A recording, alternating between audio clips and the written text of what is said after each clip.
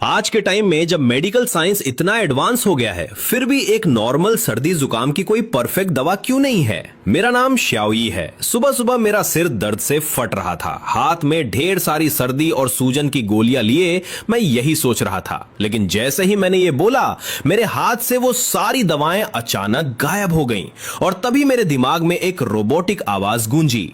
मालिक की इच्छा डिटेक्ट हो गई है। डीकंपोजिशन रिकंस्ट्रक्शन सिस्टम एक्टिवेट किया जा रहा है। सिस्टम ने मेरी उन नॉर्मल गोलियों को रिसाइकल किया और उन्हें रिकंस्ट्रक्ट करके मुझे सर्दी की 2 सुपर इफेक्टिव कैप्सूल्स दे दी। मैं तो एकदम ब्लैंक हो गया। क्या मुझे हेलुसिनेशन हो रहा है?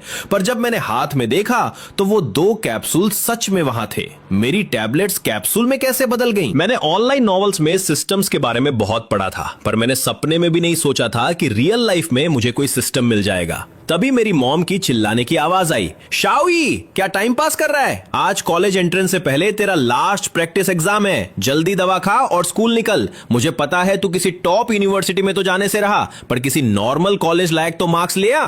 मॉम का जूता उड़ने ही वाला था, तो मैंने ज्यादा नहीं सोचा। सेफ्टी के लिए दोनों गोलियां एक साथ नहीं खाई, बस एक कैप्सूल मुंह में डाला, दूसरा बैग में रखा और जैकेट पहनकर घर से भाग लिया। साइकिल पर बैठते ही मुझे फील हुआ, वेट, मेरी सर्दी गायब। मेरे अंदर अचानक से इतनी एनर्जी आ गई थी जैसे मैं कोई सुपर हीरो हूं। ये सब उस कैप्सूल का कमाल था। मैं खुशी से पागल हो गया और मैंने एक्साइटमेंट में सिस्टम को आवाज लगाई, सिस्टम जल्दी अपने बारे में बताओ। सिस्टम ने बताया कि वो किसी भी चीज को तोड़कर रैंडमली नई चीज बना सकता है। मैं चाहूं तो अपनी पसंद की चीज भी बनवा सकता हूं और अगर मॉलिक्यूल्स कम पड़े तो सिस्टम खुद ऐड कर देगा। अभी ये लेवल 1 पर था, यानी दिन में सिर्फ एक चीज रिकंस्ट्रक्ट कर सकता था। मेरे दिमाग की बत्ती चली। इसका मतलब अगर मैं एक कबाड़ हो चुकी लग्जरी कार खरीदूं तो क्या मैं उसे तोड़कर एकदम नई ब्रांड न्यू कार में बदल सकता हूं? बिल्कुल बदल सकता था। एग्जाम्स खत्म होते ही मैं यही करने वाला था। इमेजिन करो, मैं लाखों की कार लेकर कॉलेज जा रहा हूं और लड़कियां मुझे देखकर हाथ हिला रही है। पर तभी मॉम ने ऊपर खिड़की से फिर चिल्लाया, नीचे खड़ा क्या कर रहा है? स्कूल जाना है या मार खानी है? मैं बिना पीछे मुड़े सीधा स्कूल की तरफ निकल गया। मेरे जाते ही मॉम ने अंदर जाकर पापा पर गुस्सा निकाला। सारा दिन अपने टूटे बर्तनों में लगे रहते हो, कभी अपने लाडले को भी देख लिया करो, एकदम जीरो है पढ़ाई में। खैर, मैं हमेशा की तरह क्लास शुरू होने के एकदम एंड मोमेंट पर पहुंचा और पीछे अपनी फिक्स सीट पर बैठ गया। मेरे दोस्त ने मुझे देखकर कहा, भाई तुझे तो भयंकर सर्दी थी, आज तो मुझसे भी ज्यादा चार्ज्ड अप कैसे लग रहा है? इससे पहले मैं कुछ बोलता, हमारी खड़ूस क्लास टीचर पेपर्स का मोटा बंडल लेकर आ गई। सब रेडी हो जाओ, ये तुम्हारा लास्ट हाई स्कूल एग्जाम है, अपना बेस्ट देना। टीचर की वही पुरानी मोटिवेशनल स्पीच चालू थी। पेपर बटने ही वाले थे कि अचानक फर्स्ट रो के कोने से लगातार और बहुत तेज खांसने की आवाज आने लगी। शांत क्लास में वो आवाज बहुत लाउड थी। वो हमारी क्लास की टॉपर श्याओ जिहान थी। वो बहुत सिंपल रहती थी, बड़े चश्मे और ढीले यूनिफॉर्म में अपना चेहरा छुपा कर रखती थी। बचपन में ही अनाथ हो गई थी, इसलिए उसमें कॉन्फिडेंस एकदम नहीं था और क्लास वाले उसे बदसूरत लड़की बुलाते थे। वो बेचारी हाथ से मुंह दबाकर अपनी खांसी रोकने की बहुत कोशिश कर रही थी। टीचर ने तरस खाकर कहा, श्याओ श्याओ, ऐसे काम नहीं चलेगा, तुम मेडिकल रूम चली जाओ, इस सर्दी से तुम्हारे मार्क्स खराब हो जाएंगे। उन्हें पता था कि वो खुद से कभी दवा नहीं खरीदेगी। तभी मैं अपनी लास्ट बेंच से खड़ा हुआ और एक दमदार आवाज में बोला, मैम, मेरे पास सर्दी की एक ऐसी सुपर दवा है जिससे खांसी तुरंत रुक जाएगी। शायद पहले इसे वो खा लेनी चाहिए। मेरी आवाज सुनते ही पूरी क्लास की नजरें एक साथ मुझ पर आकर टिक गईं। क्लास के सारे लड़के मुझे हैरानी से देख रहे थे, पर भाई मुझे किसी की परवाह नहीं थी। मैं सीधा खड़ा हुआ और एक चौड़ी मुस्कान के साथ क्लास की पहली बेंच की तरफ चल दिया। मेरे हाथ में वो जादुई सर्दी की दवा का पैकेट था। वैसे तो मेरा इस सब से कोई लेना देना नहीं था, पर अचानक मेरे दिमाग की बत्ती चली। सुबह मैंने एक कैप्सूल खाया था और एक बचा था, तो क्यों ना श्याओ जिहान पर इसका एक्सपेरिमेंट किया जाए। अगर ये दवा दूसरों पर भी काम कर गई तो भाई मैं तो फ्यूचर में करोड़पति बन जाऊंगा। हमारी वो सख्त टीचर जिन्हें सब खड़ूस बुलाते थे, वो भी मुझे हैरानी से देख रही थी। उन्हें लगा शायद मैंने क्लास में कोई नई शरारत सोची है। उन्हें पता था कि क्लास के लड़के जिहान को बदसूरत बुलाते हैं और उससे दूर भागते हैं। पूरी क्लास की घूरती हुई आंखों के बीच मैं बड़े आराम से जिहान के पास पहुंचा और पैकेट उसकी तरफ बढ़ा दिया। ये लो, ये दवा बहुत कमाल की है, मैंने भी सुबह यही खाई थी। मैंने झूठ नहीं बोला था, दवा सच में सुपर इफेक्टिव थी। अचानक एक हाथ अपने सामने देखकर जिहान एक पल के लिए सुन्न पड़ गई। उसने अपना मुंह दबा रखा था और सिर नीचे था। फिर उसने बहुत शर्माते हुए सिर थोड़ा सा ऊपर उठाया और मुझ जैसे लंबे और हैंडसम लड़के को देखकर उसका चेहरा एकदम लाल हो गया। वो हिचकिचाई, नाना में सिर हिलाया और धीरे से थैंक यू बोलकर वापस मुंह छुपा लिया। पर जैसे ही उसने सिर हिलाया, उसके वो लंबे बाल साइड में हट गए और बस एक पल के लिए उसका असली चेहरा मेरे सामने आ गया। हालांकि उसने तुरंत सिर नीचे कर लिया था, पर भाई मेरी तो आंखें फटी की फटी रह गईं।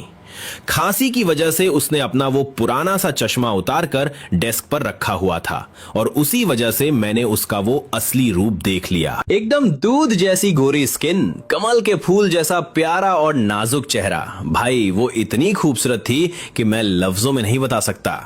भाई साहब, क्या मैं सपना देख रहा हूं? क्या यही वो बदसूरत लड़की है? क्या क्लास के सारे लड़के अंधे हो गए हैं या मेरी आंखों में कोई खराबी आ गई है? मैं तो एकदम ब्लैंक हो गया। टीचर को मेरा ये शौक चेहरा दिखा नहीं। वो बोली, शाओ शाओ, जब शाओई दवा दे रहा है तो ले लो, और शाओई तुम अपनी सीट पर जाकर एग्जाम की तैयारी करो। मैंने वो पैकेट धीरे से उसकी डेस्क पर रखा और अपनी सीट की तरफ वापस चल दिया। जैसे ही मैं बैठा, मेरे बेस्ट फ्रेंड ली हुई कुन ने मुझे थम्स अप दिखाया और धीरे से कहा, भाई तू तो महान है, किसी को नहीं छोड़ता। पर मेरा ध्यान उसकी बातों पर था ही नहीं। मेरे दिमाग में बस जिहान का वो चेहरा घूम रहा था। सच बताऊं तो स्कूल की सबसे सुंदर लड़की भी जिहान के सामने कुछ नहीं थी। मुझे पक्का यकीन था कि अगर वो ये ढीला यूनिफॉर्म उतारकर अच्छे कपड़े पहन ले तो वो बड़ी बड़ी हीरोइनों को फेल कर देगी। उधर जिहान ने चश्मा वापस पहना और थोड़ी देर सोचने के बाद मेरी दी हुई दवा खा ली। दवा खाते ही उसका दिमाग एकदम फ्रेश हो गया और गले की खराश तुरंत गायब। उसे लगा ये कोई बहुत महंगी और रेयर दवा होगी। इधर मेरी हालत खराब थी, अब मुझे उस पर पूरा हक जताना था। पर भाई एग्जाम शुरू हुए 10 मिनट बीत चुके थे और मैंने अपना नाम तक नहीं लिखा था। मेरे अंदर एक ही ख्याल चल रहा था कि इससे पहले कोई और इस छुपे हुए खजाने को देख ले, मुझे इसे अपना बनाना होगा। पर तभी मुझे टेंशन हुई। कॉलेज एंट्रेंस में सिर्फ 1 हफ्ता बचा था। जिहान तो टॉपर है, वो तो देश की टॉप यूनिवर्सिटी में जाएगी और मेरे जैसे मार्क्स के साथ तो मैं उसे कभी दोबारा देख भी नहीं पाऊंगा। मैंने ठान लिया, नहीं, मुझे भी टॉप कॉलेज जाना होगा। मुझे गजब के मार्क्स लाने होंगे ताकि मैं भी उसी यूनिवर्सिटी में जाऊं। मैंने जोश में आकर पेपर देखा, पर भाई अगले ही पल मेरी हवा निकल गई। इंग्लिश के उस पेपर का हर एक अक्षर मुझे समझ आ रहा था, पर जोड़कर क्या मतलब बन रहा था यह मेरे पल्ले नहीं पड़ रहा था। तभी मेरी आंखें चमकी। अरे हां, मैं सिस्टम के बारे में कैसे भूल गया। अब तो मेरे पास पावर है, टॉप करना कौन सी बड़ी बात है। पर मैं जितना मर्जी सोच लूं, मुझे कोई आइडिया नहीं आ रहा था। क्या मैं एग्जाम के बीच पेपर को तोड़कर वापस बना लूं? पर सिस्टम तो दिन में सिर्फ एक ही बार यूज कर सकता हूं और एग्जाम तो कई सारे होने थे। पूरे 2 घंटे मैं यही सोचता रहा। मेरे सामने पेपर एकदम खाली था। बस खड़ूस टीचर के राउंड लगाते वक्त मैंने अपना नाम लिखा था, बाकी पूरा पेपर कोरा। ट्रिंग ट्रिंग ट्रिंग, घंटी बजी और एग्जाम खत्म। मेरा खाली पेपर ले लिया गया। मैं माथा पकड़कर बैठा था कि तभी मुझे लगा कोई मेरे सामने आकर खड़ा हो गया है। मुझे लगा वही बेवकूफ दोस्त ली हुई कुन होगा। अरे यार ली हुई कुन, क्या तू अकेले सूसू भी नहीं जा सकता? हमेशा मुझे घसीटता। ए तुम श्याओ जिहान? अरे क्या हुआ, कोई काम था क्या? उसने वापस वो बड़े बड़े पुराने चश्मे पहन लिए थे और फिर से वही बदसूरत लड़की वाला भेष बना लिया था। वो अपनी गर्दन झुकाए चुपचाप खड़ी थी। उसने बहुत हिचकिचाते हुए कहा, वो सर्दी की दवा के लिए थैंक यू। मैंने देखा तुमने पूरा पेपर खाली छोड़ा है तो ये लो, ये तुम्हारे काम आएगा। जैसे ही मैंने उसकी तरफ देखा, उसके बालों के पीछे छुपा उसका चेहरा एकदम टमाटर जैसा लाल हो गया। उसने हड़बड़ाकर एक मोटी सी नोटबुक मेरे डेस्क पर रखी और बिना मेरा जवाब सुने वहां से ऐसे भागी जैसे पीछे भूत पड़ा हो। पूरी क्लास ये सब देखकर सन्न थी। कुछ लड़के तो उसे देखकर मुंह बना रहे थे, पर भाई मुझे तो पता था ना कि उस चश्मे के पीछे क्या अप्सरा छुपी है। मैंने वो नोटबुक उठाई। वो उसकी इंग्लिश की नोटबुक थी। उसकी हैंडराइटिंग एकदम साफ सुथरी थी, पर सच बताऊं तो मुझे उन सिंबल्स के अलावा कुछ पल्ले नहीं पड़ रहा था। पर भाई मैंने सोचा, क्या ये प्यार की पहली निशानी है? खैर, दिन का एग्जाम खत्म हुआ और मेरा रिजल्ट, भाई लाइफ का सबसे घटिया। जैसे ही छुट्टी की घंटी बजी, सब अपना बैग पैक करने लगे। मैंने बड़ी सावधानी से उस नोटबुक को अपने बैग में रखा। मेरा दोस्त ली हुई कुन ये सब देखकर अपना सिर खुजलाने लगा। वो बोला, बॉस ये क्या सीन है? तू इस चश्मिश की नोटबुक को इतना संभाल के क्यों रख रहा है? मैंने उसे झाड़ते हुए कहा, अबे ओए, अब से तेरा भाई कड़ी मेहनत करेगा। जाकर ब्रांड गोल्ड पी, वरना मैं तो टॉप यूनिवर्सिटी निकल जाऊंगा और तू यही कबाड़ में रह जाएगा। अरे वेट, ब्रांड गोल्ड, मिल गया आइडिया। बोलते बोलते अचानक मेरे दिमाग की बत्ती चली। मैंने अपना बैग उठाया और बिना पीछे मुड़े सीधा स्कूल से बाहर भागा। पीछे से ली हुई कुन चिल्लाता रहा, पर मेरा ध्यान वहां था ही नहीं। मैं सीधा अपनी साइकिल उठाकर पास वाली फार्मेसी पर पहुंचा। मैंने दुकानदार से मेमोरी बूस्टर पिल्स का एक बॉक्स खरीदा और घर आ गया। अब बस रात के 12 बजने का इंतजार था, क्योंकि सिस्टम दिन में सिर्फ एक ही बार काम करता था। रात को जब 12 बजे, मैं बिस्तर से उछलकर खड़ा हुआ। सिस्टम, इन 7 गोलियों को तोड़कर एक सुपर ब्रांड पिल बना दो। अचानक मेरे हाथ से वो गोलियां गायब हो गई और सिस्टम की आवाज आई। डीकंपोजिशन और रिकंस्ट्रक्शन शुरू। मालिक को मिलती है एक सुपर ब्रांड पिल। मेरे हाथ में एक छोटी सी नीली गोली आ गई। मैंने बिना सोचे उसे निगल लिया, पर भाई 5 मिनट हो गए, 10 मिनट हो गए, कुछ नहीं हुआ। मैंने चिढ़कर सिस्टम से पूछा तो उसने बताया कि दिमाग को ऑप्टिमाइज करने के लिए मुझे सोना पड़ेगा। अगली सुबह जब मॉम ने दरवाजा खटखटाया तो मैं उठा, पर इस बार कुछ अलग था। आमतौर पर सुबह उठते ही जो आलस और भारीपन होता था वो गायब था। मेरा दिमाग इतना साफ और तेज महसूस हो रहा था जैसे मैं पूरी दुनिया की नॉलेज एक बार में पढ़ सकता हूं। क्या यही था उस सुपर पिल का कमाल? मां के लगातार ताने सुन सुनकर मैं अब और टेस्ट नहीं झेल पाया। जल्दी जल्दी कुछ खाया और सीधा साइकिल उठाकर स्कूल के लिए निकल पड़ा। मुझे इस तरह प्रोएक्टिव देखकर मां को भी हैरानी हो गई। वो सोच रही थी कि आज मेरे अंदर क्या आ गया है। जब मैं क्लास में पहुंचा तो वहां सेल्फ स्टडी चल रही थी। क्लास के सारे बच्चे मुझे देखकर चौंक गए। आखिर मैं तो कभी सेल्फ स्टडी में आता ही नहीं था। अचानक आज मैं आ गया तो सबकी नजरें मुझ पर टिक गईं। मैंने किसी की परवाह नहीं की, सीधा अपनी सीट पर गया, बैग से नया वाला गणित का टेक्स्ट बुक निकाला और पढ़ना शुरू कर दिया।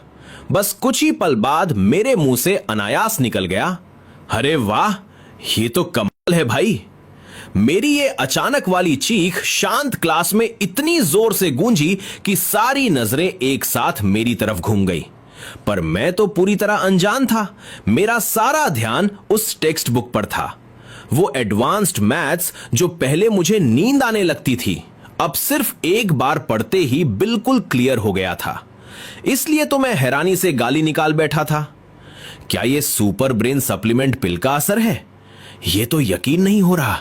अब मेरा दिमाग प्रैक्टिकली एक सुपर कंप्यूटर बन गया था। पढ़ना मेरे लिए कॉपी पेस्ट जितना आसान हो गया था। सबसे बड़ी बात यह थी कि बचपन की क्लास की वो बातें भी मुझे धुंधले रूप में याद आने लगी, जिन पर मैंने कभी ध्यान ही नहीं दिया था। नतीजा यह हुआ कि मॉर्निंग सेल्फ स्टडी में एक अनोखा नजारा बन गया। मैं अचानक एक अच्छे स्टूडेंट में बदल गया था। लगातार किताबें पलटे जा रहा था। हालांकि मेरी पन्ने पलटने की स्पीड थोड़ी तेज थी। हर पन्ना ज्यादा से ज्यादा 10 सेकंड के लिए खुला रहता था। बेशक क्लासमेट्स को यह बिल्कुल भी नहीं लगा कि मैं सच में पढ़ रहा हूं। ट्रिंग ट्रिंग ट्रिंग, क्लास की घंटी बजते ही क्लास में हलचल शुरू हो गई। तब तक मैंने गणित की किताब रख दी थी। सारा कंटेंट मेरे दिमाग में कहीं गहराई में उतर चुका था, पर कुछ ऐसे नॉलेज पॉइंट्स थे जो किताब में नहीं थे और जिन्हें मैं पहले पूरी तरह इग्नोर कर चुका था। अभी भी ठीक से नहीं समझ आ रहा था। लेकिन ये कोई बड़ी समस्या नहीं थी, क्योंकि जिसे मैं नहीं समझ रहा था उसे कोई ना कोई तो जरूर समझता होगा। इसलिए अगले ही पल पूरी क्लास की हैरान नजरों के बीच मैं सीधा फर्स्ट रो में श्याओ जिहान के पास चला गया। अपने गणित के नोट्स दे दो। स्कूल के बदमाश लिनी को अपनी तरफ आते देख श्याओ जिहान ने अपने आप ही थोड़ा साइड हो जाने की कोशिश की। भले ही कल मैंने उसे सर्दी की दवा दी थी, पर मेरी जबरदस्ती भरी आवाज सुनकर वो सहम गई और बिना कुछ कहे अपना गणित का नोटबुक मेरी तरफ बढ़ा दिया।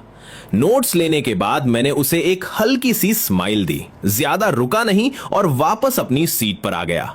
क्लासमेट्स अभी भी कंफ्यूज नजरों से मुझे देख रहे थे। मैं जानता था कि श्याओ जिहान के साथ लंबा रिश्ता बनाने के लिए अभी जल्दबाजी नहीं करनी है। अभी मुझे सबसे पहले अपने मार्क्स सुधारने हैं, जल्दी से जल्दी। मानना पड़ेगा श्याओ जिहान के नोट्स बहुत ही ज्यादा डिटेल में थे। उन्हें पढ़ते ही वो सारे डाउट्स क्लियर हो गए जो किताब से समझ नहीं आए थे। रजिस्टर काफी मोटा था, पर मेरी पन्ने पलटने की रफ्तार फिर वही थी। दूसरी बेल बजने से पहले ही मैंने वो पूरा रजिस्टर खत्म कर दिया था। नोटबुक बंद करते ही मैं तुरंत उठा और वापस श्याओ जिहान के पास गया।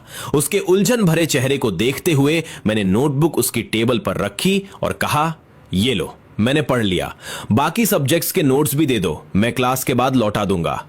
मेरी बात सुनकर श्याओ जिहान ने बस सिर हिला दिया, पर उसे रत्ती भर भी यकीन नहीं था कि कोई इतनी मोटी नोटबुक 5 मिनट में कैसे पढ़ सकता है।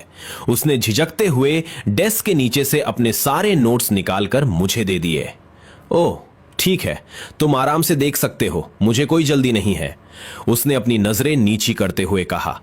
मैंने उन नोट्स का बंडल उठाया और बस एक कहकर मुड़ने ही वाला था कि अचानक रुक गया।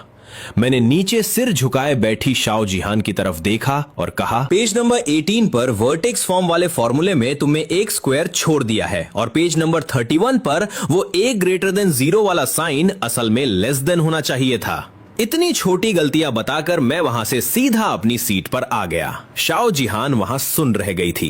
कॉलेज एंट्रेंस एग्जाम में सिर्फ 4 दिन बचे थे और भले ही मेरा दिमाग अब सुपर फास्ट था, पर पिछला इतना सारा सिलेबस कवर करना अभी बाकी था।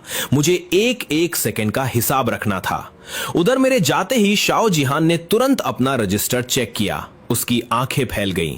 लीन यी ने जो गलतियां बताई थीं, वो सच में वहां मौजूद थीं। वो दंग रह गई कि जो इंसान खुद क्लास में सबसे पीछे रहता है, उसने कुछ ही मिनटों में टॉपर की गलतियां कैसे पकड़ ली। क्या हुआ श्याओ जिहान? लीन यी क्या कह रहा था? उसकी पार्टनर वांग लिंगलिंग ने हैरानी से पूछा। कुछ नहीं, वो बस मेरी गलतियां बता रहा था, श्याओ जिहान ने धीमी आवाज में कहा। क्या? वो और तुम्हारी गलतियां निकाले? वांग लिंगलिंग को अपनी कानों पर यकीन नहीं हुआ। यह तो ऐसा था जैसे कोई नौसिखिया उस्ताद को सिखा रहा हो, पर वो जानती थी कि श्याओ जिहान झूठ नहीं बोलती। उसने मुड़कर पीछे वाले कोने में मुझे देखा, जहां मैं सिर झुकाए पूरी एकाग्रता के साथ नोट्स के पन्ने पलट रहा था। वांग लिंगलिंग के दिमाग में बस एक ही सवाल घूम रहा था, क्या यह सच में पढ़ाई कर रहा है या कोई चमत्कार हो गया है? जैसे ही क्लास की बेल बजी, हमारी होम रूम टीचर, जिन्हें सब एक्सटिंक्शन शिताई कहते थे, हाथ में टेस्ट पेपर्स का बंडल लेकर क्लास में घुसी। उनके आते ही पूरे कमरे में ऐसा सन्नाटा छा गया कि सुई गिरने की आवाज भी सुनाई दे जाए। पर उस खामोशी के बीच एक अजीब सी आवाज आ रही थी, सर सर सर। सबकी नजरें क्लास की आखिरी बेंच पर टिकी थीं, जहां मैं बैठा था। मैं नोट्स के पन्ने इतनी तेजी से पलट रहा था कि मुझे टीचर के आने का पता ही नहीं चला। शिताई ने मुझे देखा और उनकी भौहें तन गई। शायद उन्होंने सोचा कि 4 दिन बाद तो स्कूल खत्म ही होने वाला है, इसलिए उन्होंने मुझे सबके सामने बेइज्जत नहीं किया। पर उन्हें मेरा ये एटीट्यूड पसंद नहीं आया। ऊपर से मैंने कल वाले टेस्ट में खाली पेपर जमा किया था, जिससे मेरा स्कोर 0 था। उन्होंने कड़क आवाज में कहा, लेनिए इधर आओ और ये टेस्ट पेपर्स बांटो। लेकिन भाई मैं तो अपनी ही धुन में था। मैंने उन्हें पूरी तरह इग्नोर कर दिया। पूरी क्लास में कानाफूसी शुरू हो गई। मेरा दोस्त ली हुई चुन तो मुझे छुपकर अंगूठा दिखा रहा था, जैसे कह रहा हो, भाई तू तो असली जिगर वाला निकला, शिताई से सीधा पंगा। शिताई का पारा 7वें आसमान पर पहुंच गया। उन्होंने धड़ाक से पेपर्स मेज पर पटके और शेरनी की तरह दहाड़ी, लेनी खड़े हो जाओ। उनकी इस लायन रोर से मैं बुरी तरह चौंक गया। मैंने ऊपर देखा तो शिताई का चेहरा गुस्से से लाल था। मुझे समझ नहीं आया कि मैंने क्या किया। मैं तो सोच रहा था कि कौन बेवकूफ है जो इन्हें उकसा रहा है, पर जब पूरी क्लास को मेरी तरफ देखते पाया तो समझ आया कि आज मेरी शामत आई है। शिताई ने इंग्लिश में मुझे डांटना शुरू कर दिया कि अब तो पेरेंट्स को बुलाना ही पड़ेगा। पहले मुझे उनकी इंग्लिश चिड़िया की भाषा लगती थी, पर आज पिल के असर से मेरा दिमाग उनकी हर एक ग्रामर मिस्टेक को पकड़ रहा था। मुझसे रहा नहीं गया और मैंने भी सहज भाव से फर्राटेदार इंग्लिश में जवाब दिया, टीचर आखिर बात क्या है? मैं यहां मेहनत से पढ़ रहा हूं, कोई गड़बड़ तो नहीं कर रहा। जैसे ही मेरे मुंह से वो फ्लुएंट इंग्लिश निकली, क्लास में सन्नाटा दुगुना हो गया। सबको लगा कि क्या ये वही लीनी है जो हमेशा क्लास में लास्ट आता था। शिताई भी हक्की बक्की रह गई। जब उन्होंने फिर से मुझे इंग्लिश में डांटने की कोशिश की तो मैंने बीच में ही टोकते हुए उनकी गलती सुधार दी। मैम, आपके सेंटेंस में थोड़ी गलती है, इसे ऐसे बोला जाना चाहिए। शिताई की बोलती बंद हो गई। उन्होंने इंग्लिश छोड़कर चाइनीज में पूछा, क्या तुमने अभी मुझसे इंग्लिश में बात की? पूरी क्लास मुझे ऐसे देख रही थी जैसे मैं कोई दूसरे ग्रह का प्राणी हूं। मेरा दोस्त ली तो अपना सिर पकड़कर बैठ गया। उसे लगा कि मैंने उसे धोखा दिया है। हम दोनों ने साथ मिलकर कसम खाई थी कि हम कभी विदेशी भाषा नहीं सीखेंगे, पर यहां तो मैं लेवल 8 की इंग्लिश बोल रहा था। शिताई ने खुद को संभाला और मेरा वो खाली टेस्ट पेपर निकालकर टेबल पर रखा। उन्होंने चुनौती देते हुए कहा, ठीक है, अगर तू इतना ही होशियार है तो ये पेपर अभी मेरे सामने दोबारा सॉल्व कर। मुझे लगा कि ये मेरा पढ़ने का कीमती वक्त बर्बाद कर रही है, पर चारा क्या था। मैं स्टेज की तरफ बढ़ा। वक्त बचाने के चक्कर में मैं अपनी सीट पर वापस नहीं गया। जैसे ही मैं स्टेज के पास पहुंचा, पास में ही शाओ जिहान बैठी थी। मैंने बिना कुछ सोचे उसके हाथ से उसका पेन झपट लिया और कहा, जरा उधार देना। शाओ जिहान तो जैसे पत्थर की बन गई। वो अपने पेन को मेरी उंगलियों में और फिर मेरे मुंह में दबे हुए उसके ढक्कन को देख रही थी। उसे इस बात का दुख नहीं था कि मैंने पेन लिया, बल्कि इस बात का था कि मैंने पेन के ढक्कन को दांतों से दबा लिया था। मैंने बिना वक्त गवाए उसकी डेस्क पर ही झुककर धड़ाधड़ आंसर लिखने शुरू कर दिए। पिल का जादू अब पेपर पर उतरने वाला था। क्लासरूम में उस वक्त अजीब सी शांति थी। बस कागजों पर पेन चलने की खुरच खुरच सुनाई दे रही थी। तभी खट, मैंने पेन मेज पर रखा और एक लंबी सांस ली। चेहरे पर एक संतोष भरी मुस्कान थी। मैंने वो टेस्ट पेपर हवा में लहराया और अपनी शौक में डूबी टीचर की तरफ बढ़ाते हुए कहा, लीजिए ओल्ड टीचर, मेरा काम हो गया। मैम ने जैसे ही पेपर हाथ में लिया, उन्हें अपनी आंखों पर यकीन नहीं हुआ। सिर्फ 5 मिनट! इस स्पीड से तो वो खुद भी पेपर सॉल्व नहीं कर पाती। उन्हें लगा होगा कि शायद मैंने कुछ भी लिख दिया है, पर जैसे जैसे उनकी नजरें आंसर पर पड़ी, उनके पसीने छूटने लगे। एक एक जवाब बिल्कुल सही था। और तो और आखिरी इंग्लिश ऐसे इतना लाजवाब था कि उसे किसी मॉडल बुक में छापा जा सकता था। मैंने आराम से पेन का ढक्कन अपने मुंह से निकाला, उसे बंद किया और पास ही बैठी शाओ जिहान की तरफ बढ़ाया। वो बेचारी शर्म से लाल हो चुकी थी। मैंने कहा, शुक्रिया, तुम्हारा पेन काफी लकी है। उसने बहुत ही धीमी और प्यारी आवाज में कहा, नहीं, शुक्रिया की कोई बात नहीं। उसकी आवाज सुनकर मुझे अपने दोस्त ली हुई चुन पर गुस्सा आया। वो इसे बदसूरत बत्तख कहता था। भाई, ऐसी आवाज तो किसी परी की ही हो सकती है। मैम ने मुझे राहत भरी नजरों से देखा और क्लास शुरू की। उन्होंने शाओ जिहान से कहा कि मेरा ऐसे ब्लैक बोर्ड पर लिखे ताकि सब उसे देख सकें। पूरी क्लास में अब भी टीचर पढ़ा रही थी, पर पीछे कोने में मैं फिर से अपनी किताबों के पन्ने सर सर पलटने लगा था। पर इस बार टीचर ने मुझे टोका नहीं, बल्कि उनके चेहरे पर एक अजीब सा गर्व था। बेल बजते ही मैम ने मुझे ऑफिस में बुलाया। ऑफिस पहुंचते ही उन्होंने मुझसे सीधा सवाल किया, लिनी, सच सच बताओ, तुम्हारी इंग्लिश इतनी बेहतर कैसे हो गई? तुम तो मुझसे भी अच्छी इंग्लिश बोल रहे हो। मैंने मुस्कुराकर मजाक में कहा, मैम, ये आपकी मेहनत है और थोड़ा मेरा सुपर दिमाग। मेरी मेमोरी अब इतनी तेज है कि मैं चाहकर भी कुछ नहीं भूल पाता। तभी पास से एक कड़वी आवाज आई, बड़ी बड़ी डींगे हाँकने से जुबान नहीं कटती क्या? अगर तुम्हारी याददाश्त इतनी ही तेज है तो ये पीरियोडिक टेबल 10 मिनट में याद करके दिखाओ। अगर कर लिया तो मेरी क्लास में जो मनाए वो करना। बिना पीछे मुड़े ही मैं समझ गया कि ये हमारा केमिस्ट्री टीचर डोंग जिंगजिंग है। नाम इसका जिंगजिंग था, पर यह है पूरा आदमी। 5.25 फुट का कद, छोटी छोटी चालाक आंखें और हमेशा दूसरों को नीचा दिखाने की आदत।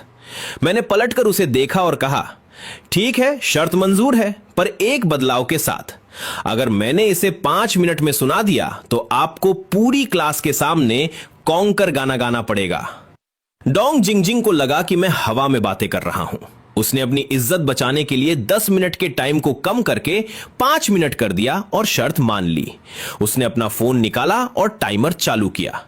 चलो, 4 मिनट 51 सेकंड बचे हैं, शुरू हो जाओ। मैंने उसकी तरफ एक हिकारत भरी नजर डाली और बस 1 सेकंड के लिए उस चार्ट को देखा। मेरा दिमाग उस वक्त एक हाई स्पीड स्कैनर की तरह काम कर रहा था। अगले ही पल मैंने वो चार्ट उसे वापस थमा दिया। वो जोर से हंसा। क्या हुआ, घबरा गए? अक्षरों की पहचान भी नहीं हो रही क्या? मैंने शांति से कहा, टीचर डोंग, जल्दी मत कीजिए, टाइमर देखिए और अब मेरा सुनना शुरू कीजिए। इससे पहले कि वो कुछ और बोल पाता, मेरी आवाज पूरे ऑफिस में गूंजने लगी। Hydrogen, helium, lithium, beryllium, boron, carbon, nitrogen, oxygen, fluorine, neon. Dong Jingjing का चेहरा धीरे धीरे सफेद पड़ने लगा। उसे समझ आ गया था कि उसने आज गलत इंसान से पंगा ले लिया है। 1, 5, 10 गिनती बढ़ती जा रही थी। शुरुआत में तो किसी को कुछ समझ नहीं आया, पर जैसे जैसे एक एक तत्व मेरी जुबान से गोलियों की तरह निकल रहा था, डोंग जिंगजिंग के चेहरे की हवाइयां उड़ने लगी। 2 मिनट के अंदर मैंने पूरे 118 तत्व बिना एक भी गलती के सुना दिए। वो डोंग जिंगजिंग जो मुझे हमेशा नालायक समझता था, आज बुत बना खड़ा था। उसे यकीन नहीं हो रहा था कि जिस लड़के के केमिस्ट्री में 40 नंबर आते थे, उसने एक नजर में पूरी पीरियोडिक टेबल रट ली। मैंने चुटकी लेते हुए कहा, सॉरी टीचर डोंग, पर अब मैं आपके गाने का इंतजार कर रहा हूं। उसने बहस करने की कोशिश की, पर मेरे पास कोई गलती थी ही नहीं। अपनी इज्जत बचाने के लिए वो झेपते हुए बोला, पीरियोडिक टेबल रटने से कोई कलेक्टर नहीं बन जाता। कॉलेज एंट्रेंस एग्जाम में और भी बहुत कुछ आता है। और अपना सा मुंह लेकर ऑफिस से बाहर भागने लगा। मैंने पीछे से आवाज लगाई, टीचर डोंग, क्या आपको गाने के बोल लिखकर दे दूं? वो ऑफिस की दहलीज पर लड़खड़ा गया। उसे भागते देख मेरे चेहरे पर एक टेढ़ी मुस्कान आ गई। आखिर ये वही आदमी था जो बात बात पर मेरे घर फोन मिलाता था। पर असली खलनायक तो अभी ऑफिस में ही थी, हमारी होम रूम टीचर एक्सटिंक्शन शिताई। उन्होंने मुझे शक भरी नजरों से देखा और कहा, सच बता रस्कल, तूने इसे पहले से रट रखा था ना? जब मैंने मना किया तो उन्होंने मेरा लाइव टेस्ट लिया। उन्होंने कोई भी रैंडम किताब उठाई और मुझे एक पेज पढ़ने को दिया। 5 मिनट बाद उनकी आंखें फटी की फटी रह गईं। ये सच था। मैं जो भी एक बार देख लेता था वो मेरे दिमाग में छप जाता था। मैम को मुझ पर गुस्सा भी आ रहा था और प्यार भी। वो सोचने लगी, इस गधे के पास इतना दिमाग था तो इसने पहले पढ़ाई क्यों नहीं की? अब सिर्फ 4 दिन बचे हैं। उन्होंने तुरंत अपनी डेस्क से किताबों और नोट्स का एक पहाड़ खड़ा कर दिया और बोली, ये सब घर ले जाओ और घोट कर पी जाओ। अगर समझ ना आए तो मुझे फोन करो। इन 4 दिनों में तुम्हें सोना नहीं है, बस पढ़ना है, वरना मैं तुम्हें फेल करके अगले साल फिर यहीं बैठा दूंगी। बेल बजी और मैं किताबों का ढेर लेकर क्लास में पहुंचा। डोंग जिंगजिंग वहां पहले से मौजूद थे। उन्होंने मुझे इग्नोर करने की कोशिश की, पर मैं कहां मानने वाला था। मैंने मुस्कुराकर कहा, टीचर डोंग, मर्द की जुबान की कीमत होती है।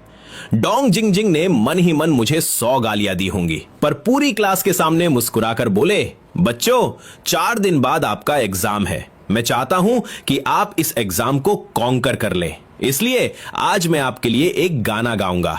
आई was conquered by you like this. पूरी क्लास झूम रही थी, पर मैं जानता था कि यह उनकी मजबूरी थी। खैर, मैंने ज्यादा जोर नहीं दिया। मेरे पास पढ़ने के लिए बहुत कुछ था। उधर ऑफिस में मैम ने मेरी मम्मी को फोन लगा दिया। मेरी माँ जो काम में बिजी थी, टीचर की तारीफें सुनकर सन्न रह गई। उन्हें लगा वो कोई सपना देख रही हैं। उन्होंने तुरंत पापा को फोन किया। अजी सुनते हो, टीचर का फोन आया था। हमारा बेटा कोई कांड नहीं कर रहा, बल्कि वो तो उसकी तारीफों के पुल बांध रही थी। दिन बीत गया। मैंने एक ही दिन में हाई स्कूल का आधा सिलेबस खत्म कर लिया था। जब मैं घर पहुंचा तो मम्मी पापा अभी काम से नहीं लौटे थे। मैंने सोचा चलो आज उनके लिए खाना मैं ही बनाता हूं। जैसे ही मैंने किताबें कॉफी टेबल पर रखी, मेरी नजर वहां रखे एक छोटे से बक्से पर पड़ी। उसमें मिट्टी और चीनी मिट्टी के टूटे फूटे टुकड़े भरे थे। ये मेरे पापा का शौक था। उन्हें पुरानी चीजें और प्राचीन अवशेष इकट्ठा करना पसंद था, पर पैसे की कमी की वजह से वो असली कीमती चीजें नहीं खरीद सकते थे। इसलिए वो बाजार से 2-4 रुपए में ये टूटे हुए टुकड़े ले आते थे। पहले मुझे इन चीजों में कोई दिलचस्पी नहीं थी, पर आज जैसे ही मैंने उन टुकड़ों को देखा, मेरी आंखें चमक उठी। मेरे पास डिसेंबली और रिकंस्ट्रक्शन सिस्टम था। इसका मतलब था कि मैं इन टूटे हुए टुकड़ों को जोड़कर फिर से असली और कीमती बना सकता था। मैंने मन ही मन सोचा, अरे भाई, ये तो सीधा सीधा पैसा छापने की मशीन है। टेबल पर रखे उन टूटे हुए टुकड़ों को देखते हुए मेरा दिमाग तेजी से दौड़ने लगा। क्या मैं इन बिखरे हुए हिस्सों को डीकंस्ट्रक्ट करके फिर से एक बेशकीमती एंटीक पीस बना सकता हूं? आज की दुनिया में एंटीक का कारोबार इतना गहरा है कि असली चीज मिलना करोड़ों में एक जैसा है। हाँ, टूटे हुए टुकड़ों का इस्तेमाल जालसाजी के लिए जरूर होता है, पर ये छोटे मोटे टुकड़े तो पापा ने कबाड़ के दाम पर खरीदे थे। इतने सस्ते कि कोई इनकी नकल बनाने की जहमत भी ना उठाए। मैंने डिब्बे में हाथ डालकर टुकड़ों को टटोला और मेरी खुशी का ठिकाना नहीं रहा। पापा ने भले ही कबाड़ चुना था, पर उनकी पसंद लाजवाब थी। ये सारे टुकड़े एक ही काल के थे। अगर इसमें अलग अलग जमाने के टुकड़े होते तो शायद सिस्टम को पर्याप्त मॉलिक्यूल्स नहीं मिल पाते। बस अफसोस इस बात का था कि आज के दिन का डीकंस्ट्रक्शन और रिकंस्ट्रक्शन फीचर मैं पहले ही इस्तेमाल कर चुका था। अब मुझे आधी रात का इंतजार करना था। अपनी सुरक्षा के लिए मैंने वो पूरा डिब्बा उठाया और चुपके से अपने कमरे में छिपा दिया। खजाने को ठिकाने लगाने के बाद मैं गुनगुनाते हुए किचन में पहुंचा और खाना बनाने लगा। जब 4 डिश और एक सूप बनकर तैयार हो गया, तभी बाहर दरवाजा खुलने की आवाज आई। मम्मी और पापा अंदर आए, पर उनके चेहरे के हाव भाव देख मैं थोड़ा चकरा गया। अरे वाह, आप दोनों सही टाइम पर आए हैं। मैंने खाना बना दिया है। पर मम्मी, आप मुझे ऐसे क्यों देख रही हैं? मैं पहले ही साफ कर दूं, इस बार मैंने कोई कांड नहीं किया है। मैंने फौरन सफाई दी, क्योंकि जब भी मैं इतना आज्ञाकारी बनता था, उन्हें लगता था कि मैं बाहर कुछ रायता फैला कर आया हूं। पर इस बार मामला कुछ और था। स्कूल के टीचर से बात करने के बाद शायद उन्हें यकीन नहीं हो रहा था कि ये उन्हीं का बेटा है। ओए बदमाश, क्या वाकई तेरी याददाश्त इतनी तेज है? आखिरकार मम्मी से रहा नहीं गया। उन्होंने जूते उतारे, मेरे पास आई और मेरा गाल खींचते हुए मुझे ऊपर से नीचे तक ऐसे देखा जैसे मैं कोई अजूबा हूं। मैं समझ गया कि एल्डर मैट ने पक्का मुखबिरी कर दी है, पर यह अच्छा ही था। अब घर में मेरी इज्जत थोड़ी बढ़ जाएगी, शायद पापा से भी ज्यादा। मैंने एक चौड़ी मुस्कान के साथ शेखी बघारते हुए कहा, तो आपको पता चली गया। चलिए, अब मैं और नाटक नहीं करूंगा। मैं सच स्वीकार करता हूं, आपका बेटा वाकई एक जीनियस है। अब क्या आप मेरे लिए तालियां नहीं बजाएंगी? पर मेरी ये अकड़ 1 मिनट भी नहीं टिकी। जैसे ही मैंने सच स्वीकारा, मम्मी का पारा चढ़ गया। उन्होंने फौरन अपने पैर से चप्पल निकाली और सीधा मेरे पीछे दे मारी। बड़ा आया सच स्वीकार करने वाला। धबाक! तुझे फोटोग्राफिक मेमोरी मिली थी और तू नाटक कर रहा था। मैं जान बचाकर भागा और पापा के पीछे छिप गया। कॉमरेड शियाओर, ये तो सरासर नाइंसाफी है। आपके बेटे के पास हुनर है और आप उसे इनाम देने के बजाय चप्पल से पीट रही है। यहां मानवाधिकार नाम की कोई चीज है या नहीं? मैंने सहलाते हुए अपना दुखड़ा रोया। तुझे मानवाधिकार चाहिए? रुक, मैं तुझे अभी अधिकार देती हूं। लाओलिन, तुम बीच में मत आना। आज मैं इस बदतमीज को सुधार कर रहूंगी। इतनी गजब की याददाश्त होने के बावजूद तू दिन भर मटर गश्ती करता था और हमेशा लास्ट आता था। रुक, तुझे बताती हूं। मैं समझ गया कि ये एक गलतफहमी थी, पर मैं उन्हें कैसे समझाता कि ये शक्ति मुझे अभी कल ही मिली है। जब मम्मी पीटते पीटते थक गईं, तब जाकर मैं उनके पास पहुंचा और उनके कंधे दबाने लगा। महारानी, ये आप क्यों मुझ जैसे छोटे इंसान के मुंह लग रही हैं? देखिए, मेरी खाल तो मोटी है, पर आप थक गईं। आपके इस सुपुत्र को आपके लिए बुरा लग रहा है ना? मम्मी ने चिढ़कर मेरा हाथ झटक दिया। ठीक है, बहुत हो गई नौटंकी, चल खाना खा। और हां, कल मैं तेरे स्कूल जाऊंगी और तेरे टीचर से बात करूंगी कि तुझे इसी क्लास में 1 साल और रोका जाए। मैं हक्का बक्का रह गया। रिपीट? पर क्यों? मम्मी ने खाना खाते हुए मुझे घूरा। क्यों मतलब? क्या तू किसी मामूली कॉलेज में जाना चाहता है? 1 साल और पढ़ेगा तो टॉप यूनिवर्सिटी में एडमिशन मिलेगा। उन्हें फिर से गुस्सा आए। इससे पहले मैंने फौरन मोर्चा संभाला। अरे महारानी, आप अपने ही जीन्स पर शक कर रही हैं। यह बुद्धि मुझे आपसे ही तो मिली है। अब मैं फिर से सच बोल रहा हूं। इस बार अगर मैं नेशनल टॉपर नहीं बना तो मेरा नाम बदल देना। आखिरकार बहुत बहस करने के बाद और पिछले साल के कुछ पेपर्स चुटकियों में सॉल्व करके दिखाने के बाद मम्मी और पापा को यकीन हुआ कि उनका बेटा झूठ नहीं बोल रहा है। जब उन्हें लगा कि मैं वाकई एक टॉप यूनिवर्सिटी में जा सकता हूं, तो मम्मी की आंखों में खुशी के आंसू आ गए और पापा ने इसी खुशी में 2 जाम एक्स्ट्रा लगा लिए। रात को जब सब सोने चले गए तो थोड़े से नशे में धुत पापा को अंदाजा भी नहीं था कि उनकी टूटी हुई चीनी मिट्टी का कीमती डिब्बा गायब हो चुका है। मैं अपने कमरे में डिब्बे को तकिए के पास रखकर लेटा था और बस घड़ी की सुइयों के 12 पर पहुंचने का इंतजार कर रहा था। इंतजार का वक्त हमेशा बहुत लंबा लगता है और दिमाग में चल रहे हजारों ख्यालों की वजह से मेरी आंखों से नींद गायब थी। आखिरकार उस बेचैन कर देने वाले इंतजार के बाद मेरे बेडरूम की डिजिटल घड़ी ने रात के 12 बजे बजाए। घड़ी की सुइयां देखते ही मैं बिजली की फुर्ती से बिस्तर पर उठ बैठा और फौरन वो कागज का डिब्बा अपनी गोद में रख लिया। कोई रिस्क ना रहे, इसलिए मैंने मुट्ठी भर चीनी मिट्टी के टुकड़े उठाए और उन्हें अपनी हथेली में जोर से भींच लिया। मैंने एक गहरी सांस ली और अपने दिल में सिस्टम को पुकारा। सिस्टम, इन टुकड़ों को डीकंस्ट्रक्ट करो और इन्हें जोड़कर एक असली एंटीक बना दो। वूहू! जैसे ही ये ख्याल मेरे दिमाग में आया, मेरी हथेली में मौजूद टुकड़ों का बोझ अचानक हल्का हो गया और दिमाग में एक मशीनी आवाज गूंजी। मालिक से चीनी मिट्टी के टुकड़े प्राप्त हुए, सिस्टम ने उन्हें डीकंपोज कर दिया है। मॉलिक्यूल्स की स्क्रीनिंग और सुधार पूरा हुआ, रिकंस्ट्रक्शन जारी है। मालिक को युआन राजवंश का एक ब्लू एंड व्हाइट पीनी पैटर्न स्टेम कप प्राप्त हुआ है। जैसे ही आवाज शांत हुई, मुझे अपनी खाली हथेली में किसी चीज का एहसास हुआ। मैंने अपनी पकड़ मजबूत की और जब हाथ खोलकर देखा तो वहां एक खूबसूरत छोटा सा प्याला चमक रहा था। यह प्याला बहुत बड़ा नहीं था, लगभग मेरी आधी हथेली के बराबर, जिसकी ऊंचाई कोई 10 सेंटीमीटर रही होगी।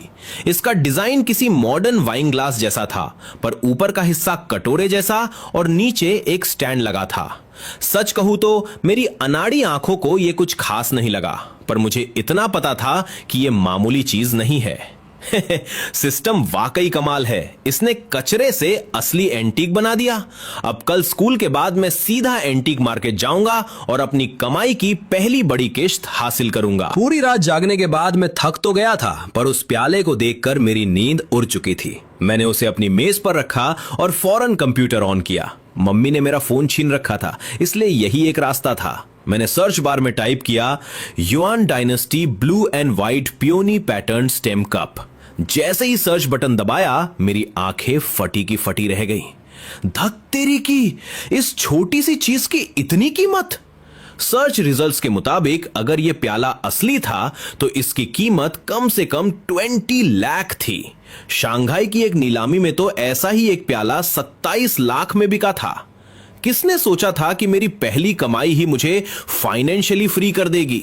20 लाख! मेरे पापा की पूरी जिंदगी की कमाई भी शायद इतनी ना हो। जोश में आकर मेरा मन किया कि मैं उस प्याले को चूम लूं। अपनी इस दौलत को सुरक्षित रखने के लिए मैंने टॉयलेट पेपर का पूरा रोल उस पर लपेट दिया और ऊपर से ढेर सारा टेप मार दिया। अब वो किसी सफेद मोमो या डंपलिंग जैसा दिख रहा था। अब ये बिल्कुल सेफ है। अगर गिर भी जाए तो मेरा खजाना नहीं टूटेगा। मैंने उसे संभाल कर अपने बैग में रखा और अमीर होने के सपने देखते हुए सो गया। अगली सुबह उठते ही मैंने सबसे पहले अपने बैग में उस सफेद डंपलिंग को चेक किया। जब तसल्ली हो गई तो मैं अपनी साइकिल लेकर खुशी खुशी स्कूल की तरफ निकला। मैं खुद को बार बार समझा रहा था, शांत लिनिये, शांत। अब तू सिस्टम वाला बंदा है, इतने से पैसों पर इतना एक्साइटेड नहीं होते, शांत। तभी अचानक पीछे से एक जोरदार हॉर्न की आवाज आई जिसने मुझे हिलाकर रख दिया। पा पा पा।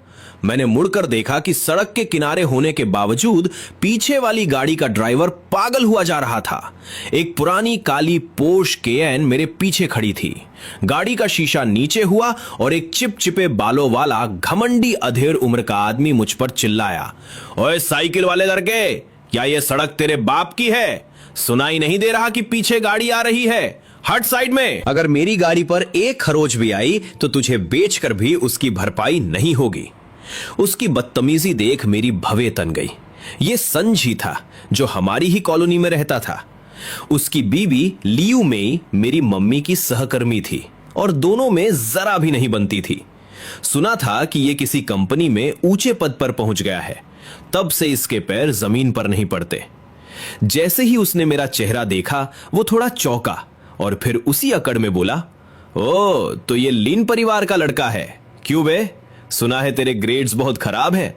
एग्जाम के बाद क्या करने का इरादा है? कहीं मजदूरी? अगर काम चाहिए तो मेरी कंपनी में आ जाना। दूसरों को मैं 1500 देता हूं, तुझे 1800 दे दूंगा। क्या कहता है? मुझे उसकी बात सुनकर हंसी आ रही थी। जिस बंदे के बैग में 25 to 30 लाख का कीमती एंटीक रखा हो, उसे ये आदमी 1800 रुपए की नौकरी का लालच दे रहा था। पता नहीं लियू मे को ये बात कहां से पता चली थी कि मैं अक्सर एग्जाम में आखिरी नंबर पर आता हूं। लगता था जैसे उसे अपनी ऊंची हैसियत दिखाने का बड़ा शौक था। वो अक्सर मम्मी से कहती थी, अगर लड़का पढ़ाई के लायक नहीं है तो उसे स्कूल भेजना बंद कर दो, उसका पति मेरे लिए कोई नौकरी वोकरी लगवा देगा। अपनी औलाद को डांटना एक बात होती है, लेकिन कोई दूसरा आकर उसे निकम्मा कहे, यह बिल्कुल अलग बात है। स्वाभाविक था, मम्मी को उसकी बातें बिल्कुल पसंद नहीं आती थी और अब तो हद ही हो गई। आज उसके पति ने भी मुझे देखते ही वही बात छेड़ दी। ये सोचकर ही लिनी के अंदर हल्की झुंझलाहट उठ गई। लेकिन ऐसे गवार लोगों से बहस करना उसे अपनी ही नादानी लगा। मैंने होठों पर हल्की मुस्कान लाई और आराम से बोला, ओ तो ये अंकल पोते हैं। ऑफर के लिए धन्यवाद अंकल पोते। अगर कॉलेज में एडमिशन नहीं मिला तो सबसे पहले आपको ही ढूंढूंगा। अभी मुझे स्कूल जाना है तो चलता हूं। इतना कहकर मैंने उसकी तरफ दोबारा देखा तक नहीं और साइकिल के पेडल जोर से मार दिए। पीछे खड़ा संजी मुझे दूर जाते हुए देख रहा था। उसने बनावटी अंदाज में लंबी सांस ली और सिर हिलाते हुए बोला, हाय, ये लड़का तो मिट्टी का ढेला है जिससे कुछ बन ही नहीं सकता। अरे वाह मैनेजर सन, ये आपकी बड़ी वाली पोर्श है क्या? कितने की होगी? कुछ लाख की तो होगी ही। सच में बड़े अफसरों की बात ही अलग होती है। उसी समय पास से एक पड़ोसी की आवाज आई। संजी तो पहले ही कार की खिड़की बंद करने वाला था, लेकिन जैसे ही उसने तारीफ सुनी, उसके चेहरे पर तुरंत घमंडी मुस्कान फैल गई।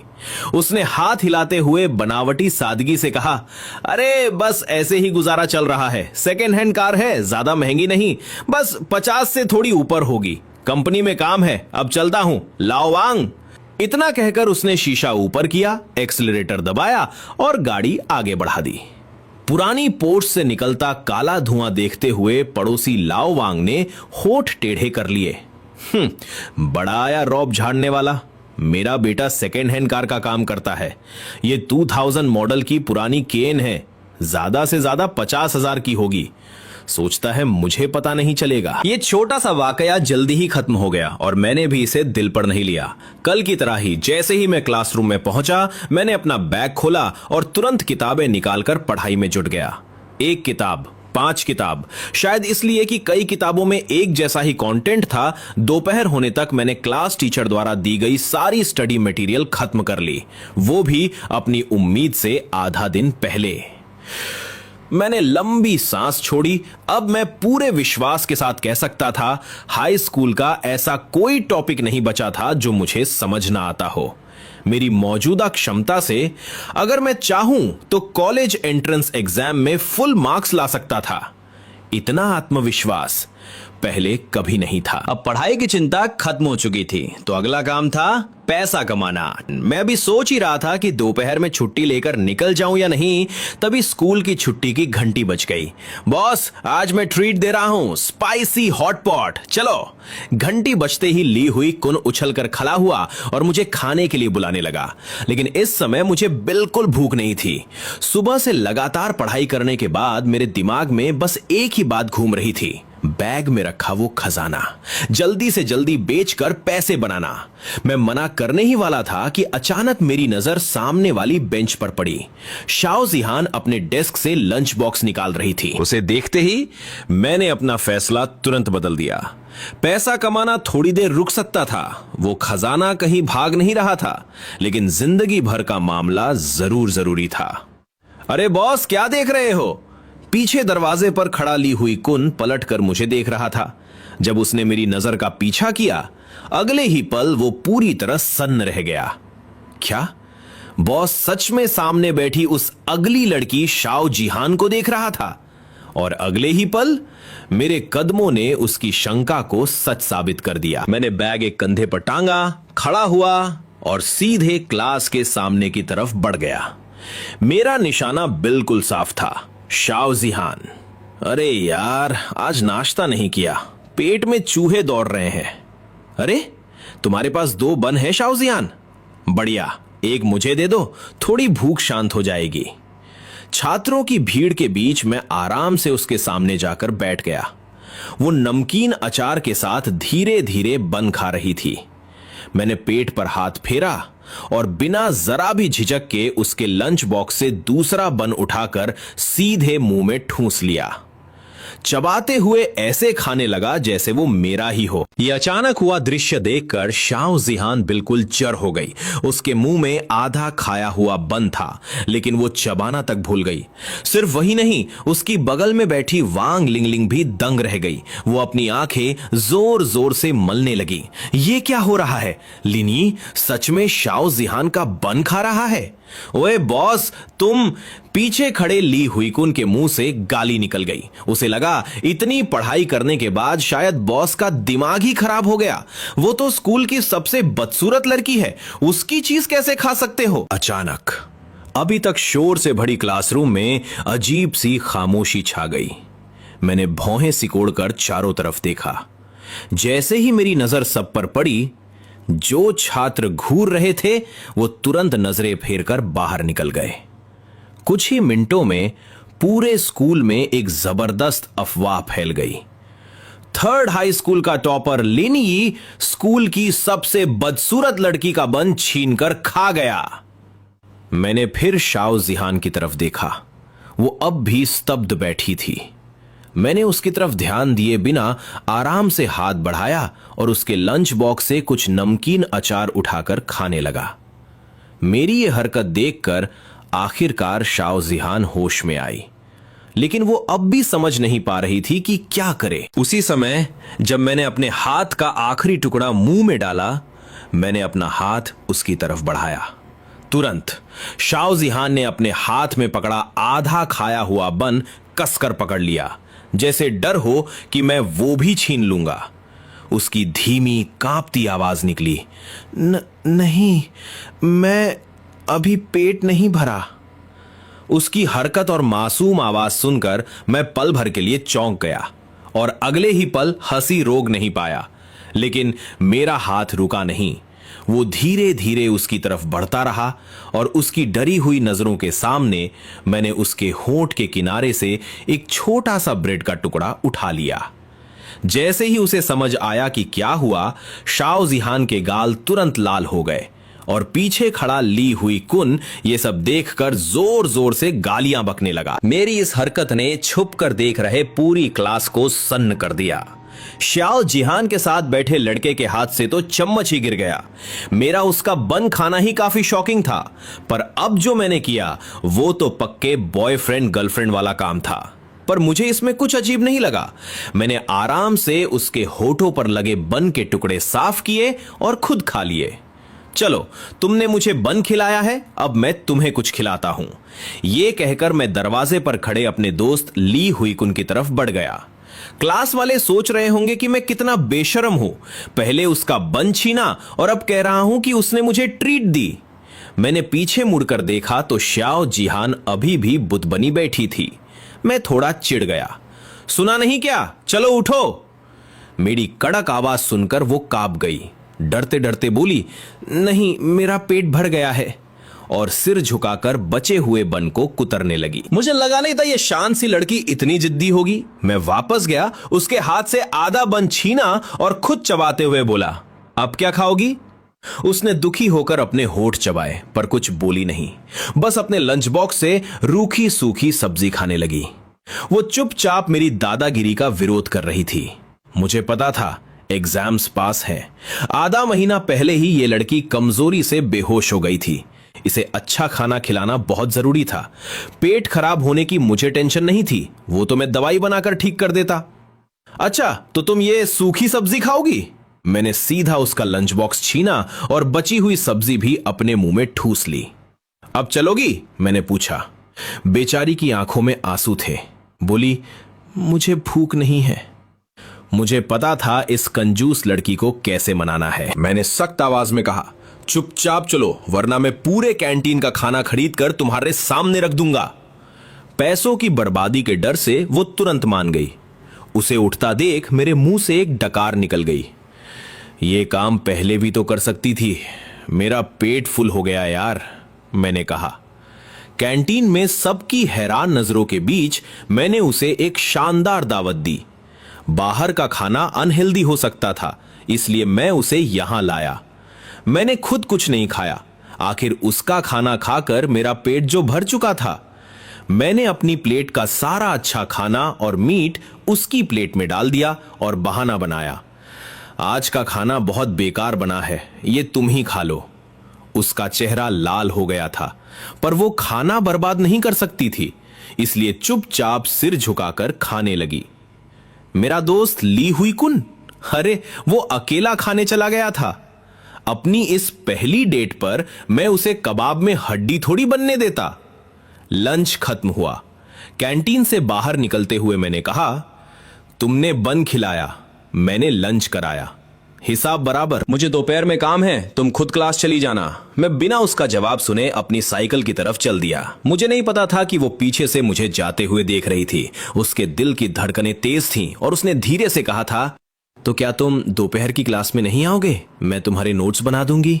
पर मैं काफी दूर जा चुका था, मुझे कुछ सुनाई नहीं दिया। उसे अच्छा खाना खाते देख मेरा मूड बहुत मस्त था। मैं अपनी साइकिल पर पुराने बाजार की तरफ जा रहा था और खुशी से गाना गुनगुना रहा था, हम आम लोग आज बहुत खुश हैं। मैं पहले भी पापा के साथ एंटीक मार्केट आ चुका था, लेकिन हम बस बाहर ठेले ही देखते थे। मैं कभी किसी बड़ी दुकान में नहीं गया क्योंकि वहां मेरे काम के सस्ते चीनी मिट्टी के टुकड़े नहीं मिलते थे।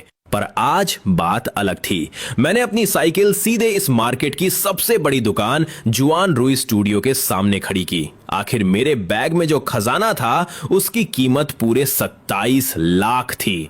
बाहर के छोटे ठेले वाले इसे खरीद ही नहीं सकते थे। जैसे ही मैं अंदर गया मैं हैरान रह गया। मैंने खुद से कहा, क्या यह सच में एंटीक की दुकान है? अंदर सब कुछ सोने की तरह चमक रहा था। ये किसी पुरानी चीजों की दुकान से ज्यादा ज्वेलरी शॉप लग रही थी। तभी भारी मेकअप किए हुए एक सेल्स वूमन मेरे पास आई और नकली सी मुस्कान के साथ बोली, हेलो सर, मैं आपकी क्या मदद कर सकती हूँ? मुझे एक बच्चा समझकर उसका इंटरेस्ट थोड़ा कम हो गया था, क्योंकि यहाँ सबसे सस्ती चीज भी हजारों की होती है। उसे लगा नहीं था कि मैं कुछ खरीदूंगा। फिर भी मैंने सीधे काम की बात पूछी, क्या आप लोग यहाँ पुरानी चीजें खरीदते भी हैं?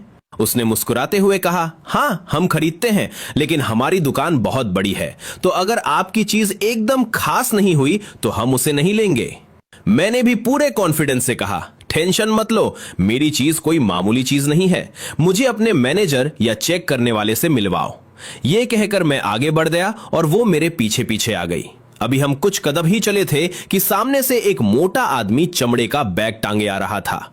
उसे देखकर मैं चौंक गया। क्या इत्तेफाक था। सेल्स वुमेन ने उसे देखकर कहा, हेलो प्रेसिडेंट सुन, क्या आप बाहर जा रहे हैं? ये मोटा आदमी और कोई नहीं बल्कि सुनजी था, मेरी माँ की कलीग का घमंडी पति, जो मुझे आज सुबह ही मिला था। उसने एटीट्यूड में सिर हिलाया और मेरी तरफ देखा तक नहीं। मुझे लगा चलो अच्छा है इसने मुझे नहीं देखा, पर तभी वो रुका और सेल्स वुमन से कुछ कहने के लिए पीछे मुड़ा। तभी उसकी नजर मुझ पर पड़ी। अरे लिन, तुम यहां क्या कर रहे हो? मुझे ना चाहते हुए भी उसे हेलो बोलना पड़ा। सेल्स वुमन ने हैरान होकर बताया, सर ये लड़का हमें कुछ बेचना चाहता है। ये सुनते ही सुंजी ने मेरा मजाक उड़ाते हुए कहा, क्या बेचना है? कहीं वो तुम्हारे पापा के खरीदे हुए टूटे बर्तन तो नहीं? अगर ऐसा है तो रहने दो, हम यहां वो कचरा नहीं खरीदते। उसे लगता था कि मेरे पास बेचने के लिए कुछ भी कीमती नहीं हो सकता। मैंने उसकी बकवास का कोई जवाब नहीं दिया। मैंने अपना बैग उतारा और टॉयलेट पेपर में लपेटा हुआ अपना कप बाहर निकाला। इतना सारा टॉयलेट पेपर देखकर वो जोर से हंसा। ये क्या है? ऐसे लपेटा है जैसे कोई बड़ा खजाना हो। मैंने तुम्हें सुबह ही कहा था ना, पढ़ाई में अच्छे नहीं हो तो टाइम वेस्ट मत करो, माँ बाप का पैसा बचाओ, कोई जॉब ढूंढो और गाड़ी वाड़ी खरीदो। मेरी पोर्श जैसी महंगी गाड़ी ना सही, कोई सस्ती गाड़ी तो ले ही लोगे। उसने जानबूझकर अपनी महंगी गाड़ी का नाम जोर से लिया ताकि सब सुने। मुझे समझ नहीं आ रहा था कि ऐसा इंसान मैनेजर कैसे बन गया। मैंने उसे इग्नोर किया और टॉयलेट पेपर खोल दिया। अब सबके सामने एक सुंदर सा नीले और सफेद रंग का एंटीक कप रखा था, लेकिन उस कप को देखते ही सुनजी जोर जोर से हंसने लगा। लिन, क्या खजाना लाए हो?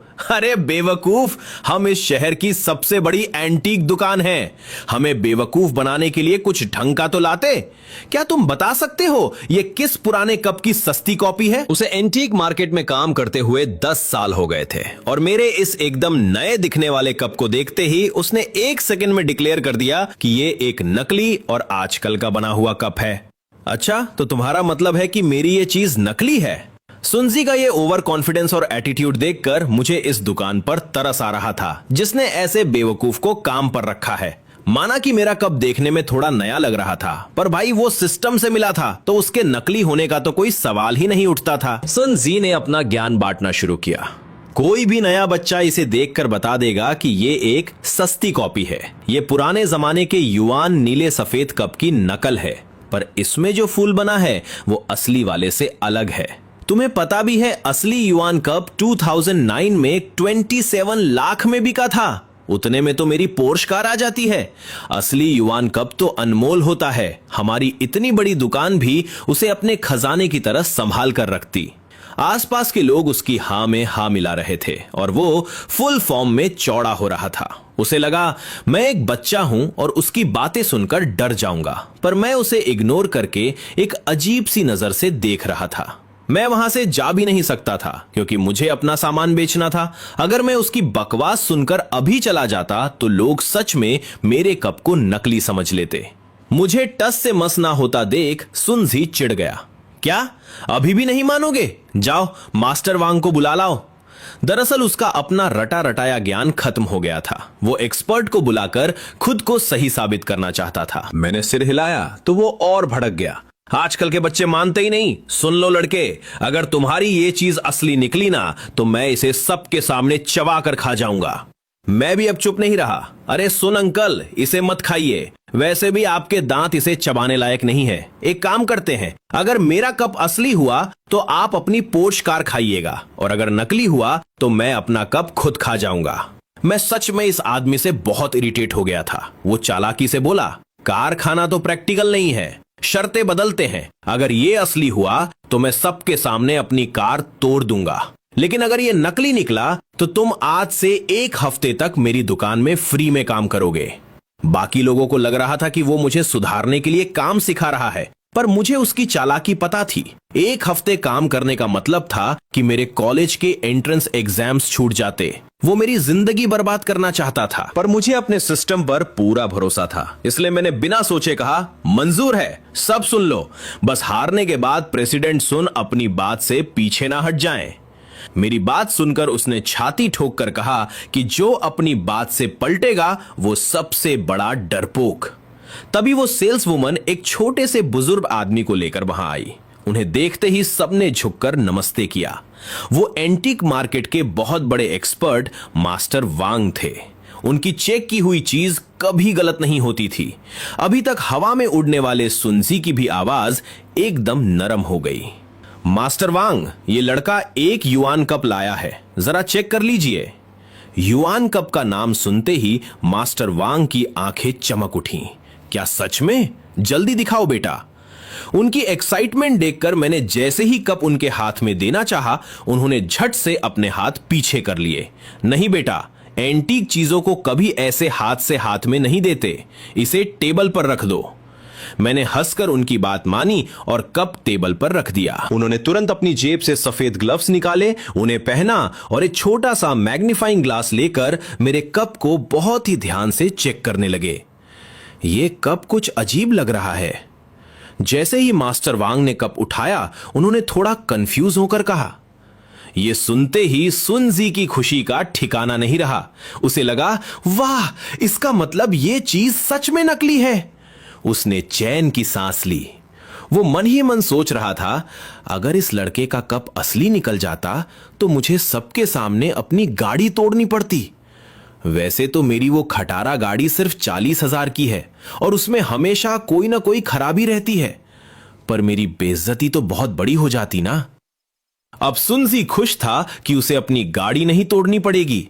उसे पक्का यकीन था कि मुझ जैसे मामूली लड़के के पास इतनी महंगी एंटीक चीज हो ही नहीं सकती। पर तभी मास्टर वांग की अगली बात ने उसके होश उड़ा दिए। क्या चमत्कार है, सच में एक चमत्कार। मैंने सपने में भी नहीं सोचा था कि इतने सालों पुराना युआन कप इतने परफेक्ट कंडीशन में मिलेगा। यह तो किसी नेशनल ट्रेजर से कम नहीं है।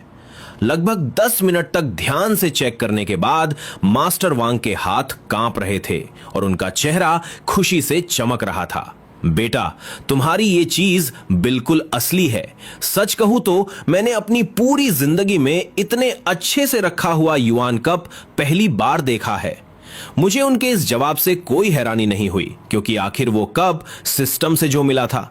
हे गाइस, मुझे पता है कि वीडियो आने में थोड़ा वक्त लग गया और वीडियो भी छोटा है, जिसके लिए मैं आपसे माफी चाहता हूं। इसके पीछे एक छोटा सा टेक्निकल रीजन है। अभी मैं फ्री एआई टूल्स यूज कर रहा हूं जिनमें क्रेडिट्स की लिमिट होती है, इसलिए वीडियो ज्यादा लंबा नहीं बन पाता। अगर आपको ये सीरीज और मेरा काम सच में अच्छा लग रहा है तो आप मुझे फाइनेंशियली सपोर्ट करने के बारे में सोच सकते हैं। आप मुझे आसानी से सपोर्ट कर सकें, इसके लिए मैंने अपनी यूपीआई डिटेल्स कॉमेंट सेक्शन में पिन कर दी है। आपके सपोर्ट से मैं एआई का प्रीमियम सब्सक्रिप्शन ले सकूंगा और आपके लिए बिना किसी देरी के लंबे और बेहतरीन वीडियोस ला सकूंगा। थैंक यू सो मच आपके प्यार और सपोर्ट के लिए।